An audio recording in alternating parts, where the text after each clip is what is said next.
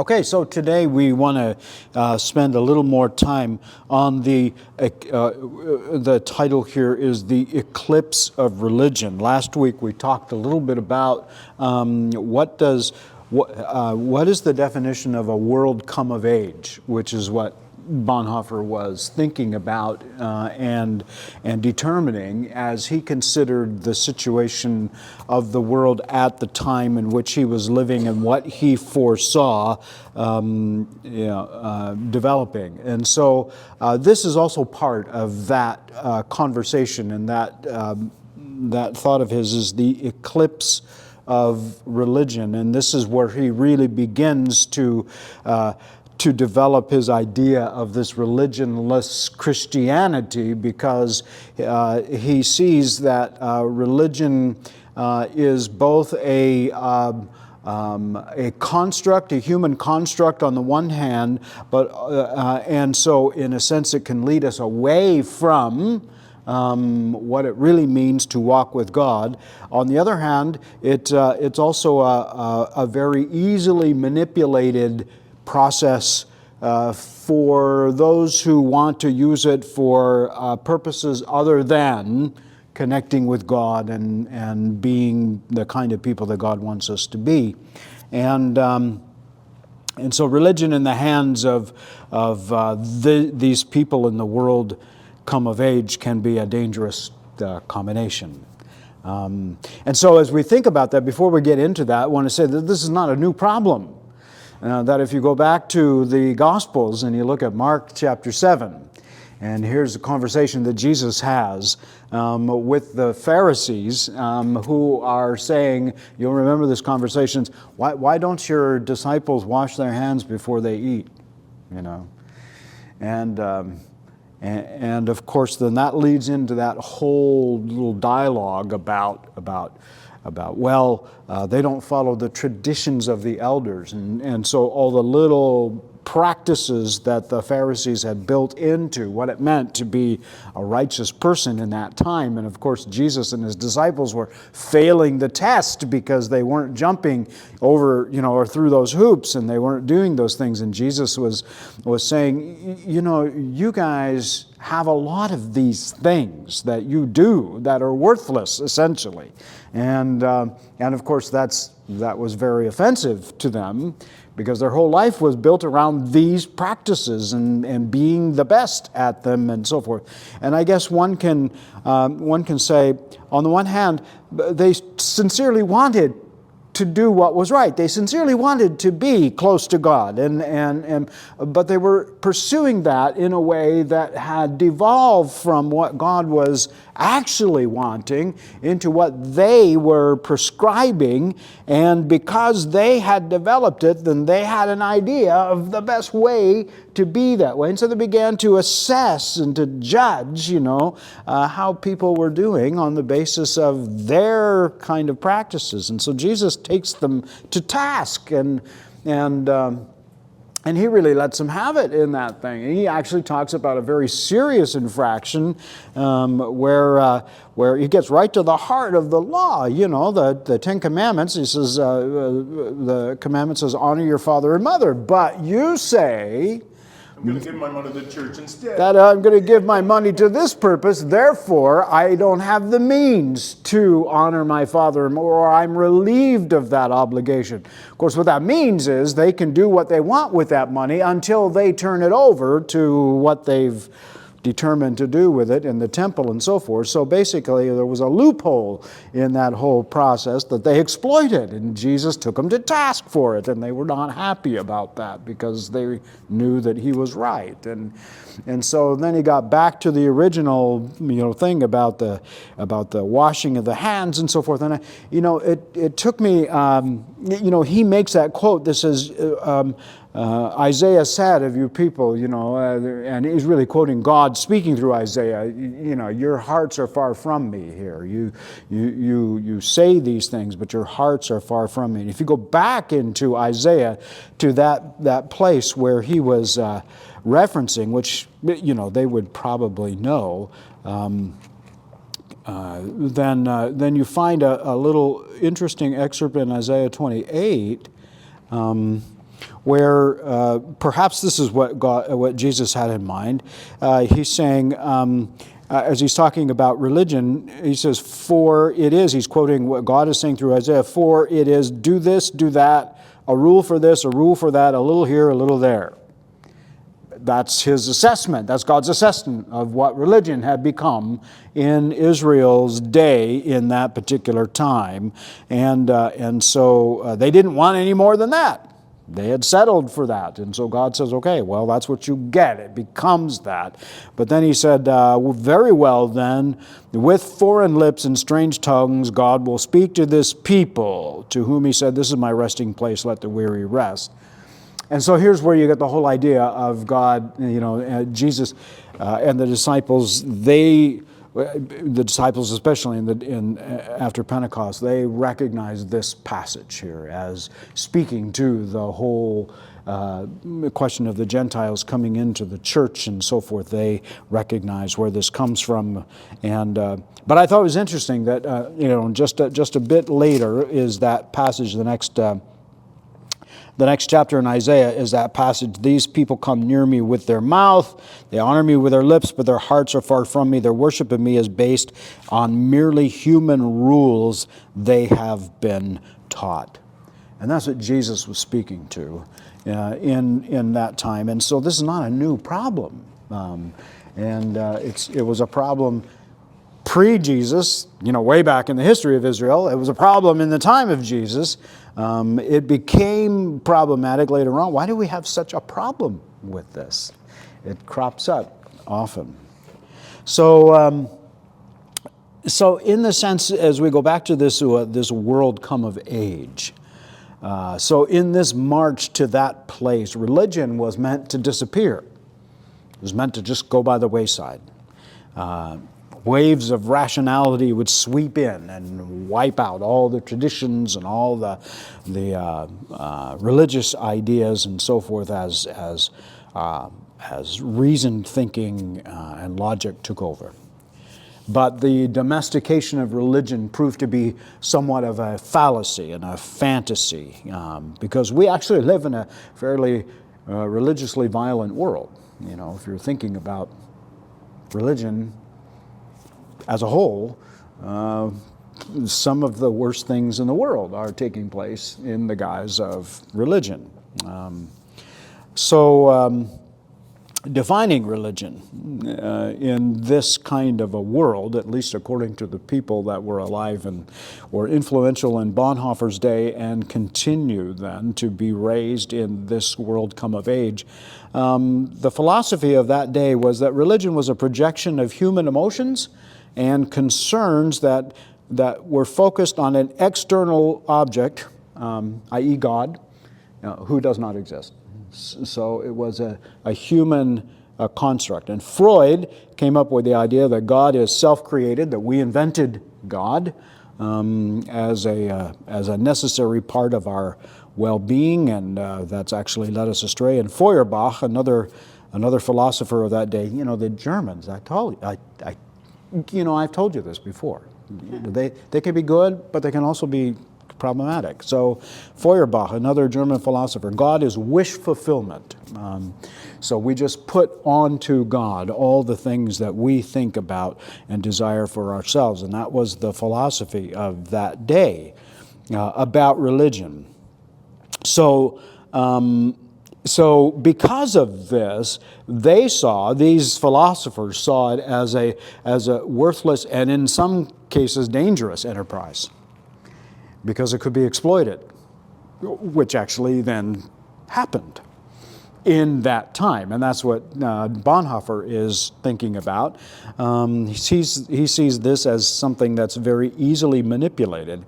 And with religion then as a human construct, we're creating God in our image rather than recognizing the other way around. We're creating God in our image. And so God privileges our tribe or our community, our culture. God looks a lot like us. And He favors the same things that we do, and all of that. And so, Early Jesus movies, they look kind of English. yeah, they do. Jesus always, well, even the pictures of Jesus, where are they? I mean, the pictures of Jesus that I had growing up, he was all this very nice Anglo-Saxon guy with a very nicely trimmed beard and, long hair, but nobody cared about it, and so forth.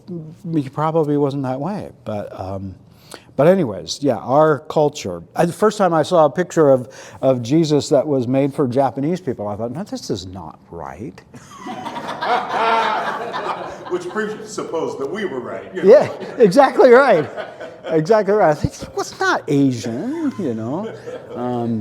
Reminds me of the story of the little girl who came home from Sunday school, and the mom says, well, what did you do in Sunday school? She says, well, we drew pictures of Jesus today. She says, well, nobody knows what Jesus looks like. And she says, well, after they see my picture, they will.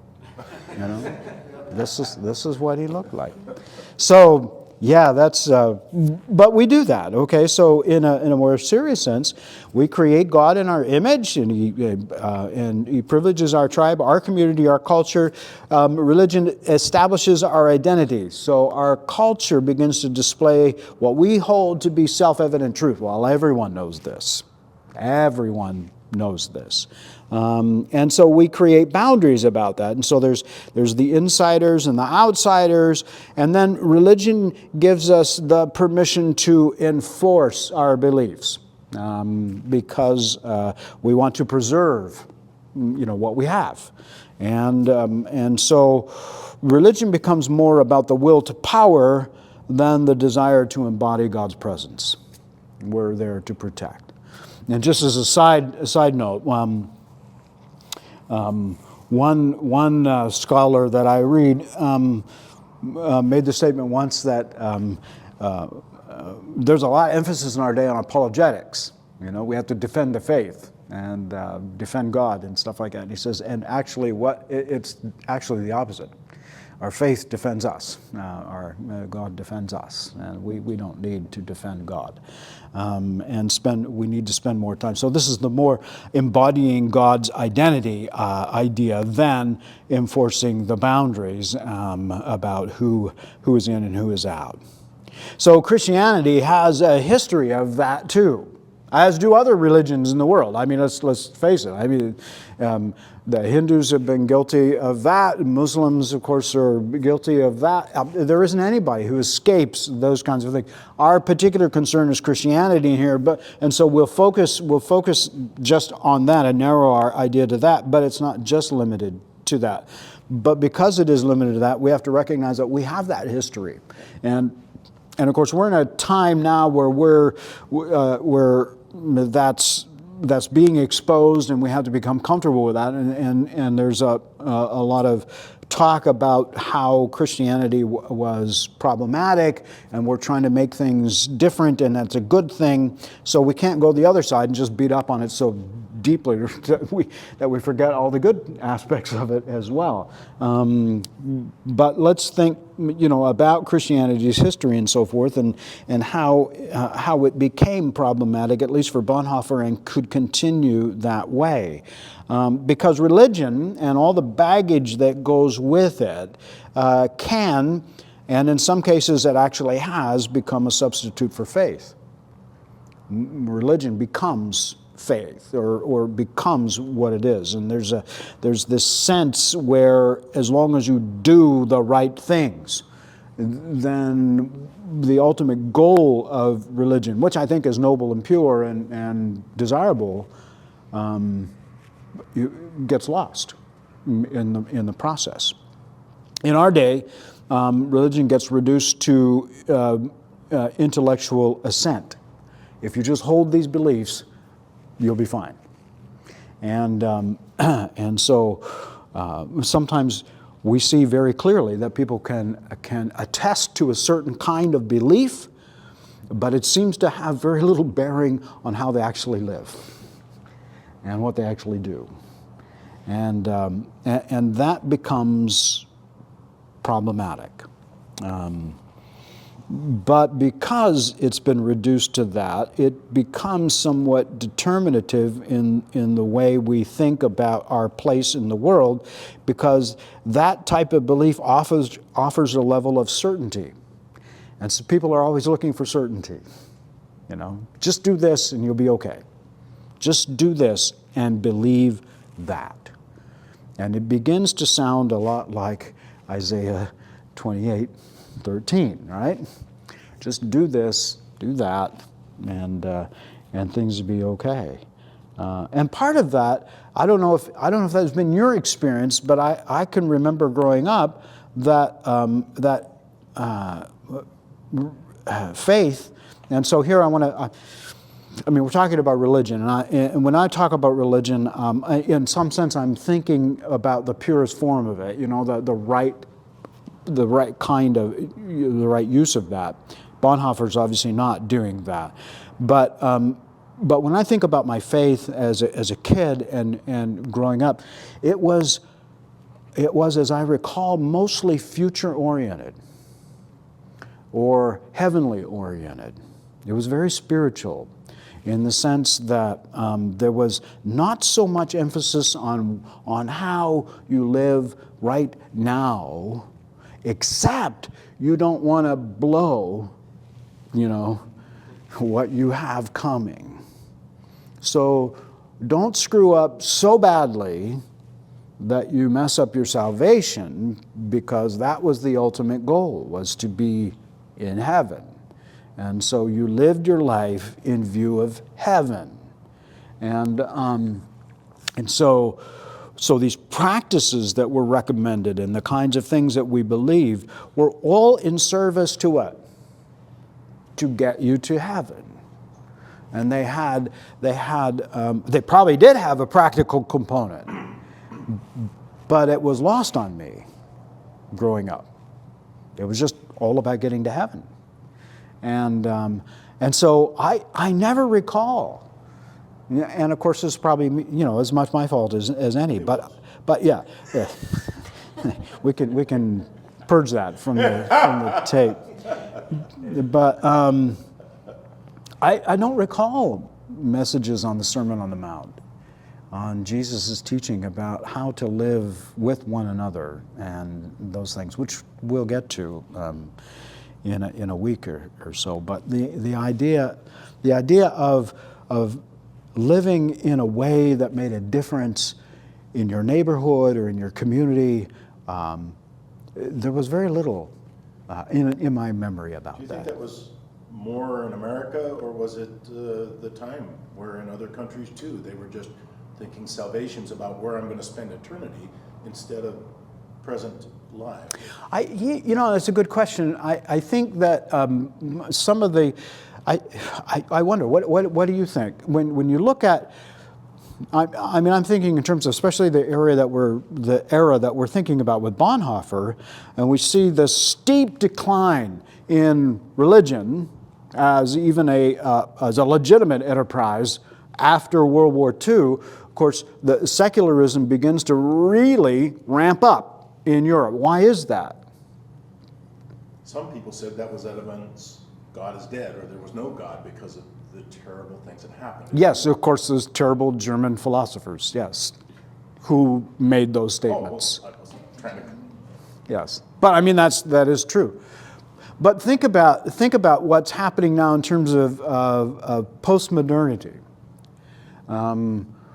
So modernity is the era that we've all kind of grown up in, and what has been one of the hallmarks of modernity has been something we looked at last week, is the advancements of science and technology and all of that to make our lives better. I mean, my goodness, I could never have imagined how dependent we would all be on this little thing. You know, if 40 years ago, somebody had said to me, you're going to carry this little square thing around in your pocket and it's going to carry most of what you need to live on, you know, through the day, I would have said, you are an idiot. Of course we wouldn't do that. But now we all do. And some of us have more than one. We have one for business and, and one for our personal lives. But so science and technology and all this have advanced to create these wonderful things, and they were to bring about the answers to the pressing problems of humankind, and they were supposed to deliver on those, and we would all be freed from those kinds of things, right? And I think that I don't think it, this is the postmodern position, is that they are disillusioned with modernity because it did not do that. It created as many problems as it solved. And in fact, some of what it did, it exponentially made some of the bad things worse, because of how easy and accessible it became to people. So the postmodern generation, the postmodern thing, is disillusioned with that idea of modernity being the answer. And I think in post-World War II, there was this huge disillusionment with religion and God in general as being a good thing, because even though the Allies won, blah, blah, blah, and stuff like that, there was a sense of wow, this was really, really awful. This was really bad. Millions of people died, and the world will never be the same. And there was just this sense of, they were disappointed when the Great War happened. We call that World War I, but they called it the Great War until World War II came along. Then they changed that to World War I. But they thought once we got past the Great War, it would what? Never happen again. And it didn't take long. In fact, it was less than a generation, and it was back. And I think people were just immensely disillusioned, and disappointment reigned in that time. And so God became somewhat irrelevant, because obviously God didn't do anything in that sense. From that point of view. Yeah. From that point of view. And so there was a steep decline in faith and a rapid rise in secularism, because they kind of came to this idea that, well, we're on our own here. We have to do what is available to us. And I think that's kind of, so we look at Europe, and Europe is always kind of a precursor to what happens here. And I think we can begin to see the seeds of that same type of thing happening, because people are beginning to say, even in the big church growth movement, the big, exciting megachurch experience, I remember a guy that I actually knew. I was in a ministerial association with him at one time, who became kind of this big person in the megachurch thing. Had a big church in California, in Northern California, was growing leaps and bounds, just absolutely exploding. And it had all the earmarks of this great megachurch experience that was just exponential. They had new building, and all this stuff. And one day after church, he sat down with his music minister. They had like 4 services or whatever. They sat down after the whole place had cleared out. They collapsed like in the front row, and they were just exhausted after another big day of worship performance. And the music minister looked over at this guy, my friend, well, the guy I knew, and he said, you know what? We could do all this without God, because they did it. They put the light show up, they put the smoke and mirrors and all the music and all the, all that created the atmosphere of all that and so forth. And he sat there and thought, we don't even need God to do this. And that was a very telling moment for this guy, because he looked over and he said, you're right. We could just create this week after week. And he came to the idea that they probably kind of had been doing that. All under the guise of, worshiping God, seeking God, but they had been putting together what people had come to expect and want and identify as, God's place. And so they actually changed at that moment, and became a turning point for them. That one conversation became a turning point where the guy said, okay, no more. We're just not going to do this anymore. And so they had a big meeting with their church board, and they said, they kind of confessed and said, we've kind of been sucked into this dynamic, and we don't think that that's the direction we need to go, and it's frankly exhausting, it's not refreshing or rejuvenating, and it's not disciple making, it's just creating dependency. People are coming expecting a certain experience, and if we don't produce it, then they're going to be disappointed, and we're not going to grow, and we have this, But he said that's actually not the point. The point is we need to make disciples of Jesus and people who just want to follow him, and so we're But just. the board liked that. The board went. Oh, thank God we've been praying for that. No, actually, the board kind of went, okay, we get what you're saying, but now what? And so they said, well, it's going to be kind of painful, And but they made the decision. They went away on a retreat. The board and the staff went away on a retreat, and they came back with this idea that they really wanted to just center in on what it meant to follow Jesus. And so they let go of all of those megachurch kind of dynamics, and they went right back to teaching and preaching and discipling people in the way of Jesus. And their church attendance tanked. They lost 3/4 of their congregation. And unfortunately, they had a huge new building that they had just built on the basis of the growing enterprise. And so they still had to pay for that building with 1/4 of the people. And so he actually documents this in a book that he and his co-pastor wrote about that time. What they ended up doing is selling a bunch of land, that they had, and so it took them about 5 years or so to make that transition, and the congregation they have now is 1/3 of the size that it was. He says, but those people are making a difference in Northern California where they live. Whereas they had, that big congregation were coming to them to be filled or whatever. Now the people that are there are going out. And so they don't measure their success anymore by how many people are in here. They measure their success by the impact the people that are here are having on the community, which I think is a good switch in all of that. Anyways, all to say that also can come under the guise of religion, and you can come, and people can come to the same conclusion. I mean, this guy I knew in his music ministry, they came to that conclusion as people of faith who were lamenting where they had gotten to. And they kind of snapped out of it. It was almost like, this repentance moment for them. But people in the world can look at that same thing and come to the same conclusion without a redemptive moment. To just simply say, you see, it's all gimmicks. It's all gimmicks.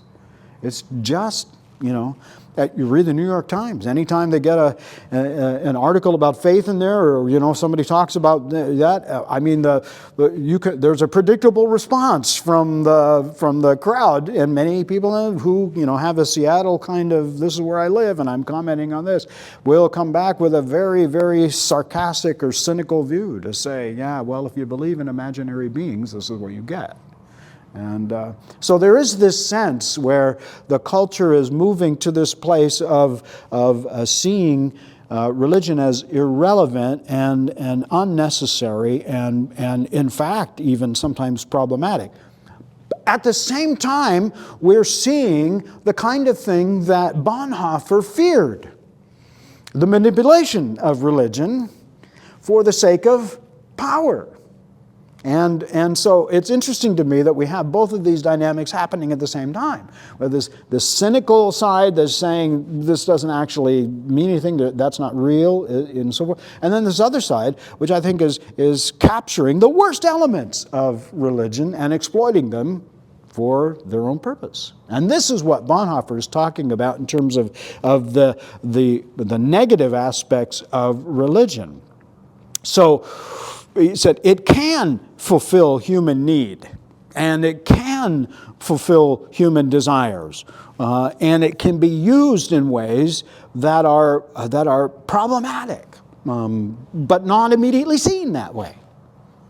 but people can get caught up in it. Like, for instance, it legitimates the political arrangements that human beings have created. And we think, does it really? Well, I mean, historically it has. That's where the whole, the divine right of kings and monarchy and stuff came from that idea. Of course, we don't have that anymore.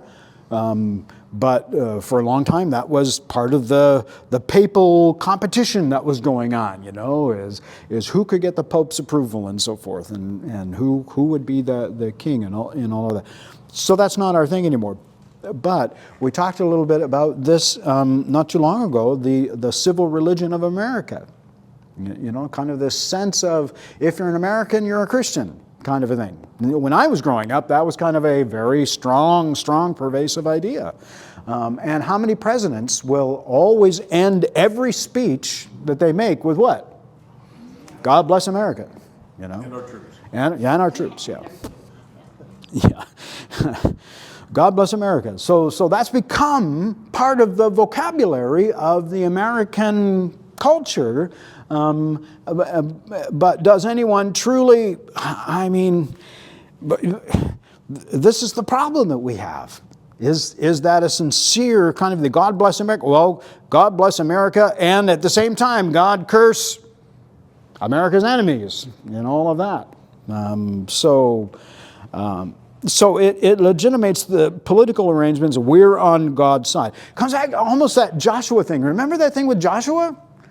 In Joshua 5? The angel guy that shows up? The warrior guy that shows up. As they're on the cusp of taking Jericho, Joshua's out kind of figuring out what to do. The warrior guy shows up, and Joshua's first question is what? Are you for us or against us? Are you for us or against us? There's that inside-outside thing. Are you on our side or their side? And what does the being say? No. He says neither. But now I've come to lead the people of God. And so, in other words, saying, wrong question, Joshua. Wrong question. Wrong question. But how many times, have we thought about that same thing? In conflict, especially in global conflict, in war, each side believes God is on their side. If God is with us, we will prevail. I can tell you, yes, there were a lot of people who believed that in World War II on the Ally side. There were a number of people on the other side that felt the same way. That felt exactly the same way. We can go back to the whole Civil War thing. In our own history, same thing. God is on our side for this, and they have biblical proof for this. And people in the North said, no. So in a sense, we use God or religion to legitimate the political arrangements that we have created. Sometimes religion fulfills human desire and need with a call to purity, the temptation of the self-righteous. Let's all be pure. Again, the idea is what? Don't screw up, your place in heaven, your ticket, your reservation. So the purity piece. So there's this protest against secularism, against godlessness, against Muslims, whoever the bad people happen to be at the moment is characterized, because they're assaulting what? The purity. And the moral values that are most in jeopardy in that thing are individual acts. Okay? It's individual acts. It's not those of the larger communities, like the whole political spectrum, or corporations, or cultural norms. Can you give an example of what the individual acts would be? Well, your personal morality, Are you a good person? Do you lie, cheat, steal? Do you sleep around? That kind of stuff. As contrasted with? As contrasted let's exploit, human labor and pay people a barely living wage, make them dependent on us, so that we can sell as much of this product that they can mine for as high a profit margin as we can. So the critical eye is not on that. The critical eye is not on that. Acts. Yeah, it's on the individual acts. It's on the individual. And the whole political spectrum is, it's awful to think about how, yes, I mean, just for the sake of the survival of Christianity, there should be a separation between church and state because, once you mix those two together, it has terrible consequences for the church. Not necessarily for the state. The state will kind of survive, but it has terrible consequences for the church and so forth. But just like in Germany, the church tends to aim for survival. And so in Germany, they wanted to survive, so they kind of just acquiesced to what was happening, hoping that they would eventually gain a hearing and be able to influence, and they were just naive about that. But this is what I mean. So the moral values that people are most concerned about in the whole thing of religious purity. I mean, look what's happening in Iran right now.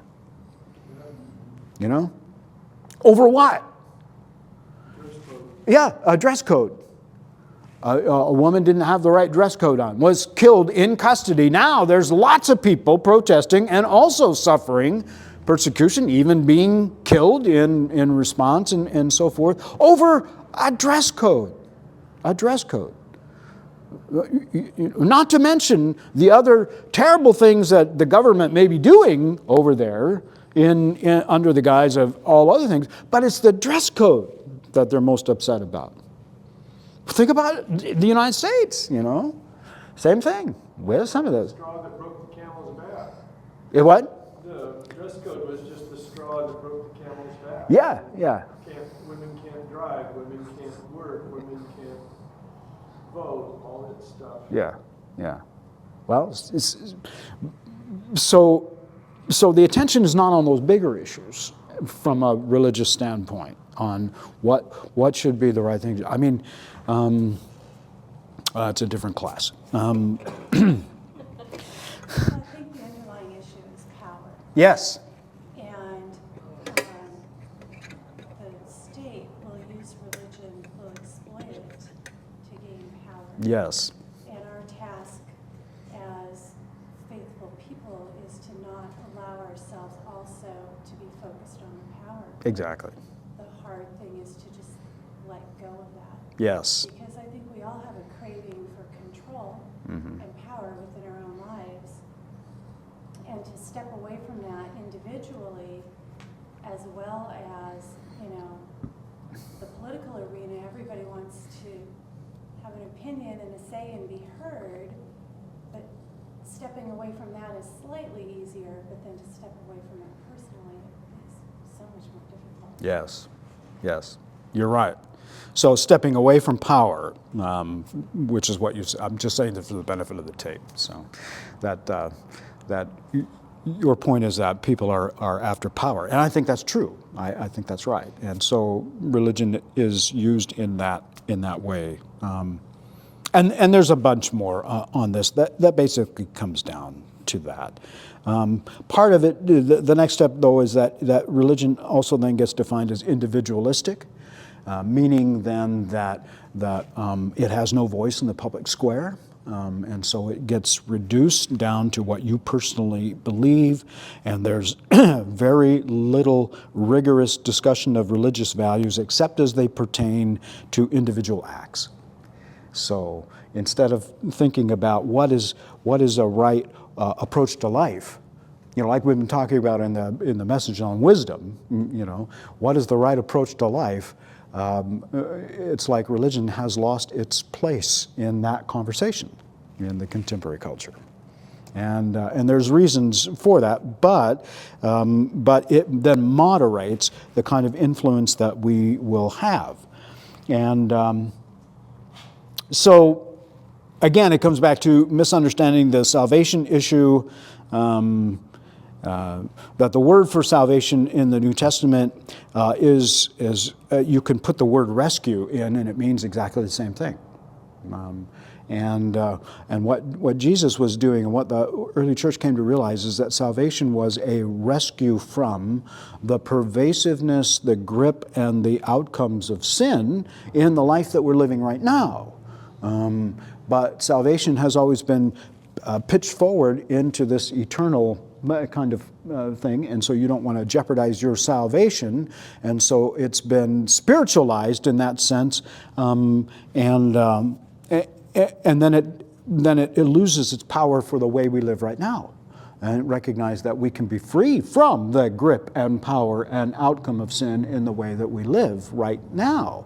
And that's the rescue that Jesus... Remember what happened to the guy who was possessed of all those demons, the legion of demons? I mean, Jesus sets him right. The herdsmen go off to tell the town what happened. The town comes back. Please leave. They're more upset that the guy is dressed and in his right mind, sitting there going, well, this is a problem here because you've just now destroyed the economy of our town, by healing this guy. So you need to leave, and so the guy wants to go with him. Remember that? What did Jesus say? Stay with your family. Yeah, go home and tell everybody the good things that God has done for you. Off he goes. Off he goes. And it's in a region that Jesus will eventually visit. And so he becomes kind of the front man for what Jesus is going to teach and preach and bring late in the not too distant future. But that was salvation, you see. That wasn't necessarily a future thing. That was a present. That guy had been saved from the grip of what had kept him from living the life God intended for him to live. And in a very same real sense, that's all of our stories. Maybe not to that degree, but that's our story. That's what Jesus came to do, is release us from that grip of sin, and to live right now. That's where that old saying comes from, that sometimes people are too spiritually minded to be of any earthly good. They don't help in that situation. So the question that we're faced with in terms of our study is, can there be Christianity without religion, without that kind of fence around it, that kind of facade that sustains it? How does Christianity survive what's happened to it? And one of the prevailing things, and we'll have just some time now to chat about that. One of the worst things that could have ever happened to Jesus, I think, is that we have allowed him to become a merely religious figure in our world. When people think about Jesus, what do they think about? Church, yeah. But apart from that, what was Jesus most concerned about?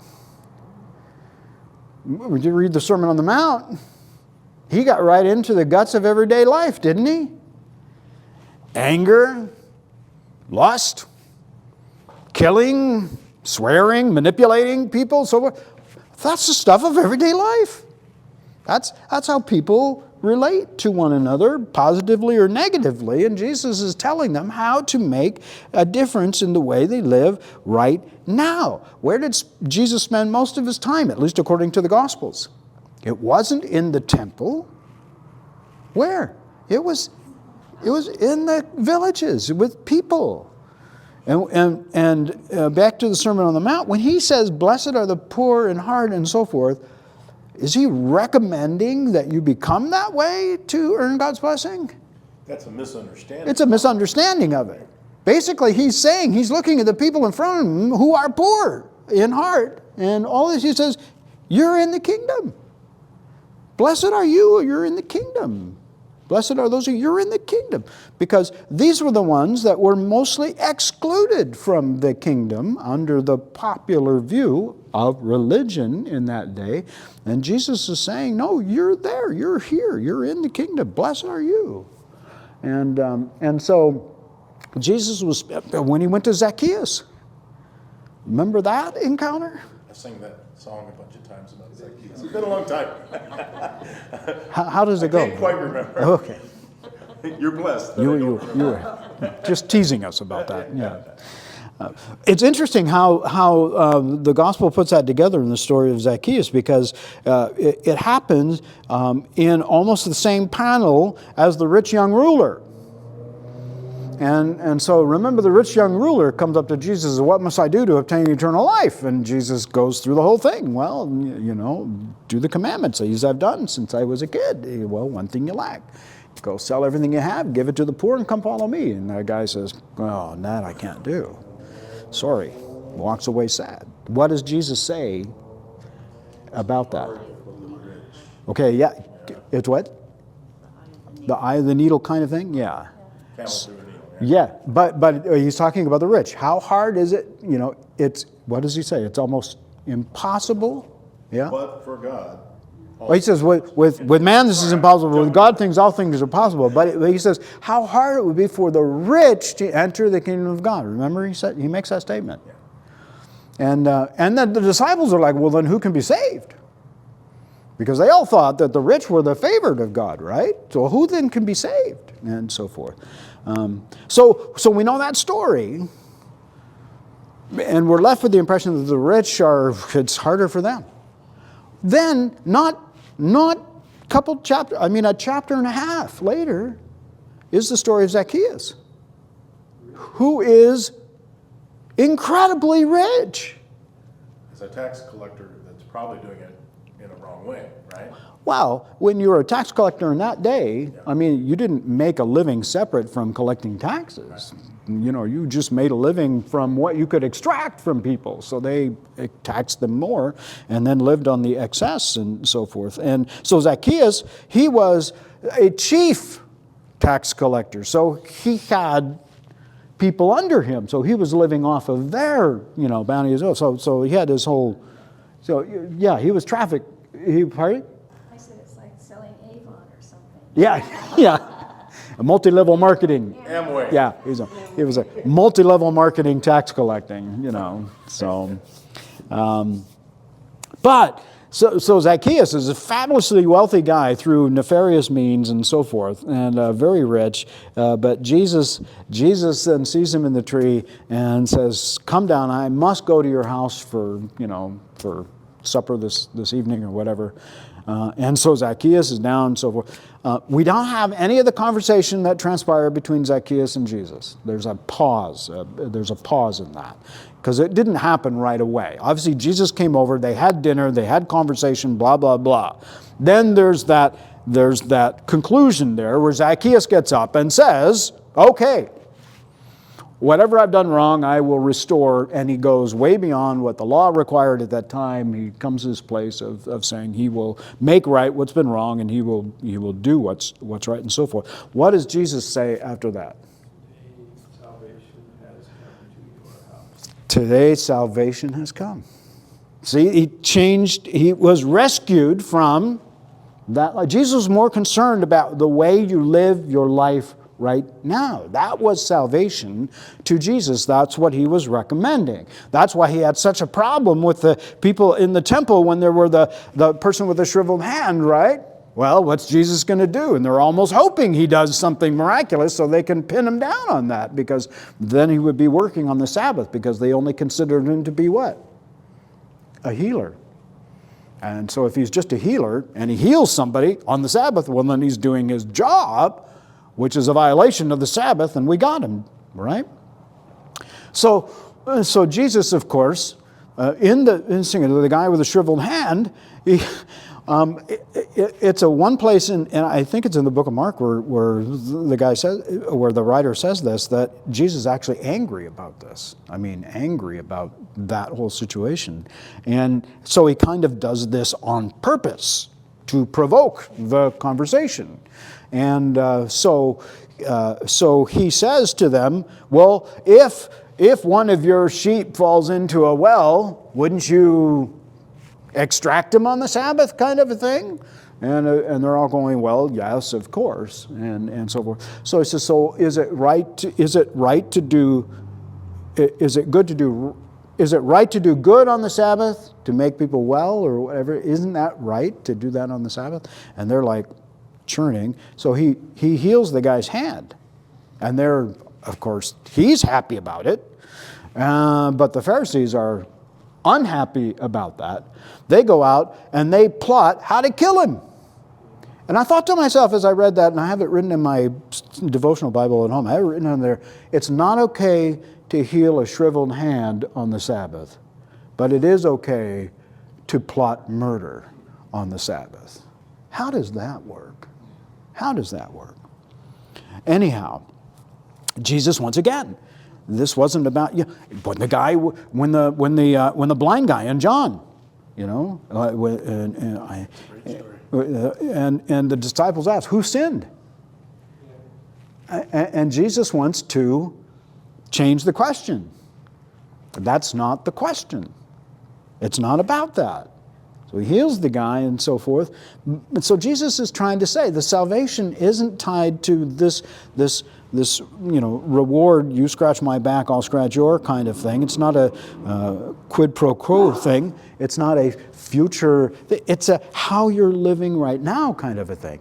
But religion builds this fence around the idea of a life lived with God, and they want to present these obstacles, all in the sense of purity, to earn your place or to secure your place. And so that becomes problematic, right? And we can get caught up into that, and I think what Peggy says is right. We need to be careful about that and come back to the idea of saying, okay, if it's about living right now in a way that is consistent with God's desire and intent for us, then how do we develop secular speech about God? See, we've made Jesus a religious person. Or not we, but I mean the culture. We've allowed the culture to make Jesus a religious person, which then as soon as you bring him up, shuts down the conversation with people, right? Because they already have their minds made up about Jesus one way or the other. He's either, yes, I follow him, I think he's right, or no, that's a bunch of religious baloney, okay? But you can never present Jesus as a teacher of truth. But that's how we have to begin to think about this. And so, for instance, most people, like when they talk about Richard Gere, what's one thing we all know about Richard Gere? He's a practicing Buddhist. Oh, I didn't know that. Oh, yes. For a long, long time. He's a practicing Buddhist. And he follows the teachings of so-and-so, whatever famous Buddhist teacher guy. Nobody gives him any grief for that. Never. They just always go, oh, isn't he interesting? Isn't that remarkable? Isn't that, so forth? Because he follows the teachings of so-and-so. Well, what? I've stopped using, whenever people ask me about this kind of thing, I usually start saying, I just follow the teachings of Jesus. I just follow the teachings of Jesus. I try to say, I don't necessarily say I'm a Christian, although I'm not denying that, but I don't put it out, I don't start there. I don't lead with that. I don't lead with that. So the conversation continues. So the conversation continues. Because a lot of people don't even know what the teachings of Jesus are. But depending on where I am with that conversation, I might not even say Jesus. I just say I follow the teachings of a great philosopher, a great teacher. Well, that becomes secular speech about God. It becomes a way to introduce the conversation without creating a hurdle that somebody can't get past. And so we have to just be, what did Jesus say? Innocent as doves and wise as serpents. Oftentimes it's the other way around for us.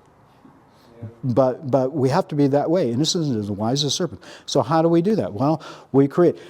I knew a guy one time. He was a professor at a seminary that I was at, and he once wrote a paper in a business class based on the Beatitudes and how to bring out the best in your corporate environment.